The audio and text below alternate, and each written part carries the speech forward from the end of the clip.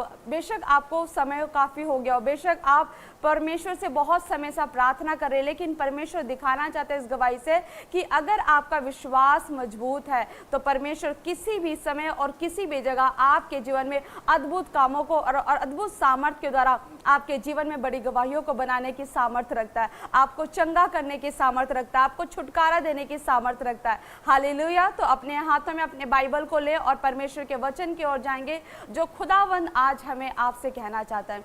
Hallelujah. और खुदावंद के वचन में आज हम पढ़ेंगे, खुदा उन लोगों से आज बात करना चाहता है जो बहुत समय से विश्वासी धर्मी जन, जो बहुत समय से परमेश्वर के साथ विश्वास में जुड़े हुए, परमेश्वर के साथ विश्वास में बने हैं।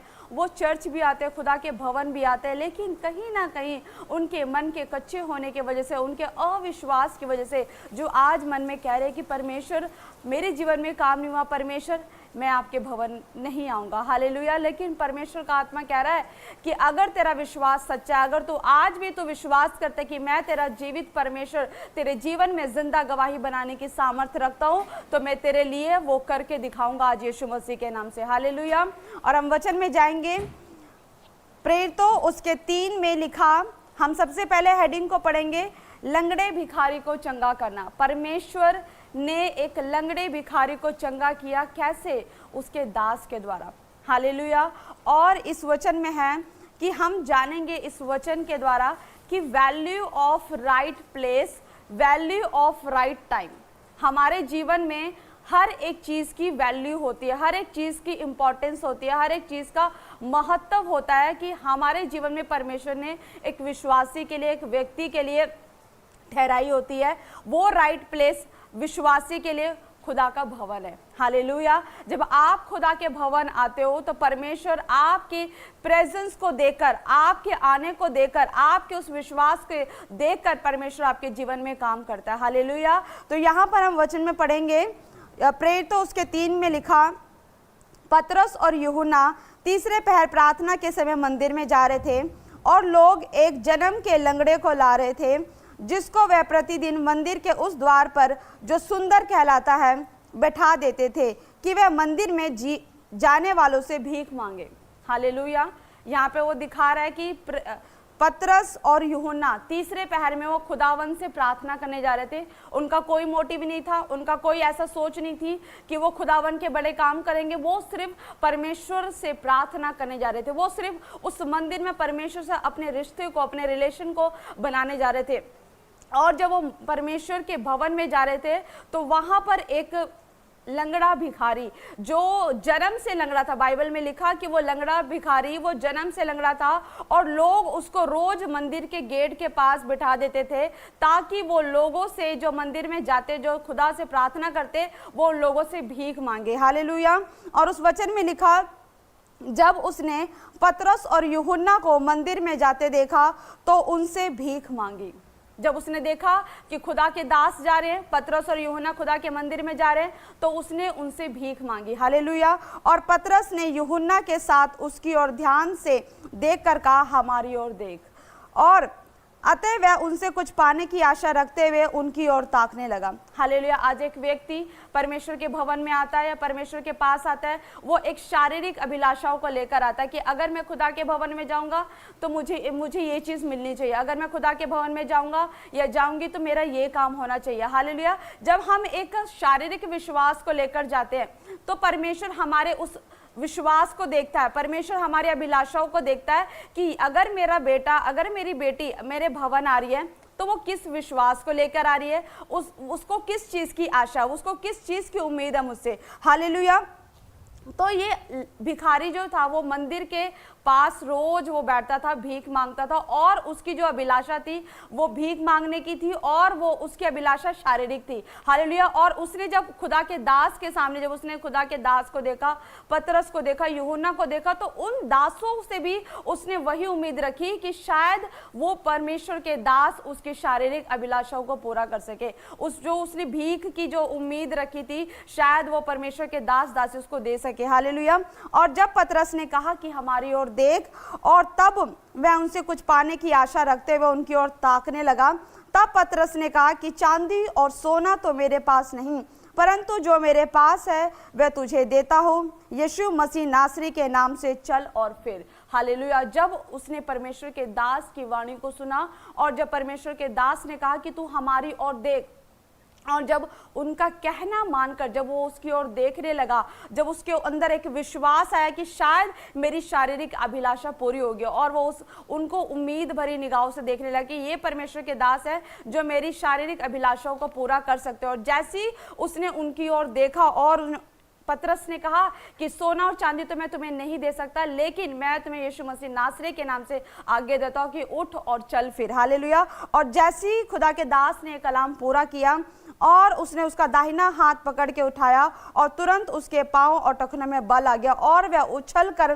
खड़ा हो गया, चलने फिरने लग गया और चलता कूदता और परमेश्वर की स्तुति करता हुआ मंदिर में गया। हालेलुया। अब तक वो भिखारी क्या था? वो एक शारीरिक अभिलाषा वाला व्यक्ति था। और जब उसने खुदा के दास के वचन को सुना और जब उसके वचन की ओर उसने ध्यान लगाया, जब उसकी बात को उसने माना और जब परमेश्वर की सामर्थ्य ने उसके जब इतने से विश्वास को देखा कि इसने मेरे दास की बात को सुना, इसने मेरे दास की बात को माना, और जैसे उसने उसकी दास की बात को माना तो परमेश्वर ने अपने दास के द्वारा अपनी सामर्थ्य को प्रकट किया और उस भिखारी को उसके दाहिने हाथ को पकड़ के जब पतरस ने उसको उठाया तो उसके टखनों में बल आया और वो उसी घड़ी उछलकर आनंदित होकर परमेश्वर की महिमा करने लगा। हालेलुया।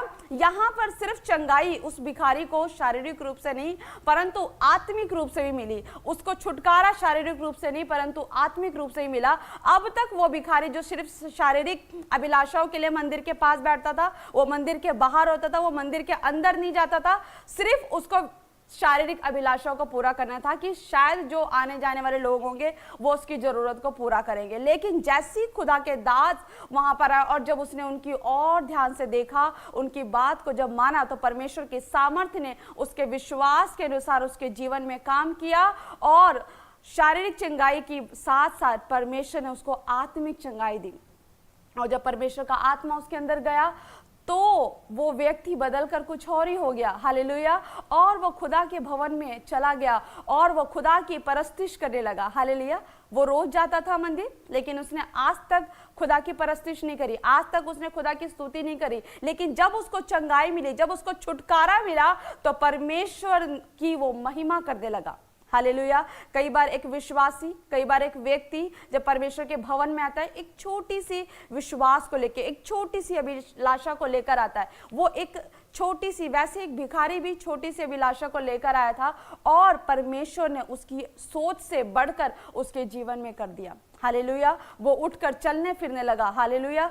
शायद अगर परमेश्वर उसकी उस अभिलाषा को सिर्फ पूरा करता तो वो शायद आज भी वही होता, लेकिन परमेश्वर ने उसको परिवर्तित कर दिया, उसके जीवन में बदलाव लाया, एक ऐसा बड़ा ट्रांसफॉर्मेशन लेकर आया कि वो परिवर्तित होकर कोई और मनुष्य बन गया और वो अपने पैरों पर खड़ा होकर खुदा की परस्तिश करने लगा और वो खुद कमाने वाला व्यक्ति बन गया। हालेलुया। खुदा की महिमा करने वाला व्यक्ति बन गया, वो खुदा के कलाम को फैलाने वाला व्यक्ति बन गया। और उसके आगे कलाम में लिखा, वह उछलकर खड़ा हो गया और चलने फिरने लगा और चलता और कूदता और परमेश्वर की स्तुति करता हुआ उनके साथ मंदिर में गया। सब लोगों ने उसे चलते फिरते और परमेश्वर की स्तुति करते देखकर उसको पहचान लिया कि ये वही है जो मंदिर के सुंदर फाटक पर बैठकर भीख मांगा करता था। हालेलुया। जब उस लोगों ने देखा कि अरे ये वही व्यक्ति है, अरे ये वही भिखारी है जो मंदिर के बाहर बैठकर सिर्फ अपने शारीरिक अभिलाषाओं को अब तक पूरा करता आया था, लेकिन ये क्या, ये कैसे चमत्कार हो गया, ये वो व्यक्ति बन गया जो अब खुदा की परस्तिश कर रहा है, भवन में जाकर उसकी आराधना कर रहा है। ये अब तक इसके पैरों में बल नहीं था, अब तक ये अपाहिज था, लेकिन परमेश्वर ने इसको बलपूर्वक खड़ा किया और अब ये खुदा की महिमा कर रहा है, परस्तिश कर रहा है, नाचते गाकर, और उसका जीवन परिवर्तित हो गया। लोग हैरान हो गए इस परमेश्वर की इस आश्चर्य कर्म को देखकर। हालेलुया।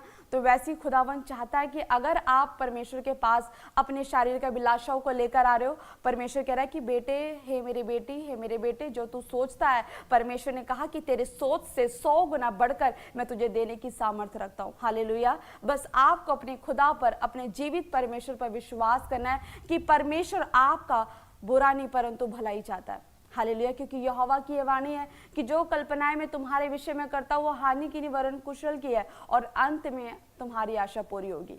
हालेलुया। परमेश्वर अपने बेटे और बेटियों से यही कहना चाहता है। हन्ना के जीवन में राइट प्लेस की क्या वैल्यू थी? जैसे परमेश्वर ने इस लंगड़े भिखारी के जीवन में किया, यह अब तक भी तो आता था। हालेलुया। लेकिन राइट प्लेस इसके लिए क्यों जीवन में इसके महत्व हुआ? क्यों? क्योंकि राइट प्लेस पे आया था, ये खुदा के भवन के पास आया था और राइट टाइम पर जब परमेश्वर के दास इसे मिले और वो प्रोफेटिक वर्ड्स को जब इसने रिसीव किया, परमेश्वर ने इसको छूकर इसको बदल दिया। हालेलुया। वैसे ही परमेश्वर हन्ना के जीवन को भी बदला जब उसने राइट प्लेस पर जाकर राइट टाइम पर परमेश्वर की महिमा करी। वो पहले भी शिलो पर जाती थी, वो पहले भी वो खुदावन के आगे बिलक बिलक कर रो कर प्रार्थना करती थी। हालेलुया। क्या परमेश्वर ने तब नहीं सुनी? लेकिन परमेश्वर ने हर एक व्यक्ति को एक राइट प्लेस ठहराया गया। जब वो शिलो पर गई, हालेलुया, और जब वो खुदा के आगे बिलक बिलक कर रोने लगी और खुदावन के साथ एक वाचा बांधने लगी, यदि तू मुझे पुत्र दे तो मैं उसे तेरे लिए अर्पण और समर्पण कर दूंगी। हालेलुया। और जैसे उसने ये शब्द कहे खुदावन के आगे, तो परमेश्वर ने उसी घड़ी उसके शब्दों को सुना और एली की नजर उस पर पड़ी। जैसे लंगड़े भिखारी के ऊपर परमेश्वर के दास पतरस की नजर पड़ी, उसी तरह एली की नजर भी हन्ना के ऊपर पड़ी और परमेश्वर के दास ने हन्ना को ब्लेस कर दिया कि हे स्त्री, तू जा, परमेश्वर तुझे मुंह मांगा वर दे। और जब वो गई, उसके बाद उसका मुंह फिर कभी उदास ना रहा। हालेलुया। ये राइट प्लेस की वैल्यू है चर्च। जब आप खुदा के राइट प्लेस पर आते हो, राइट प्लेस पर आकर जब आप खुदावन के आगे घुटने टिकाकर जब प्रार्थना करते हो, अपने मन को खुदावन के लिए सच्चे मन से जब तैयार करते हो, अपनी आत्मा को जगाते हो, बेशक आपने 6 दिन कुछ भी किया हो, लेकिन आप जब संपूर्ण रीति से, जब पूरे पछतावे के साथ जब खुदा के सम्मुख बैठते हो, क्योंकि वो भवन किसी मनुष्य का नहीं, वो भवन जीवित परमेश्वर यहोवा का है। हालेलुया।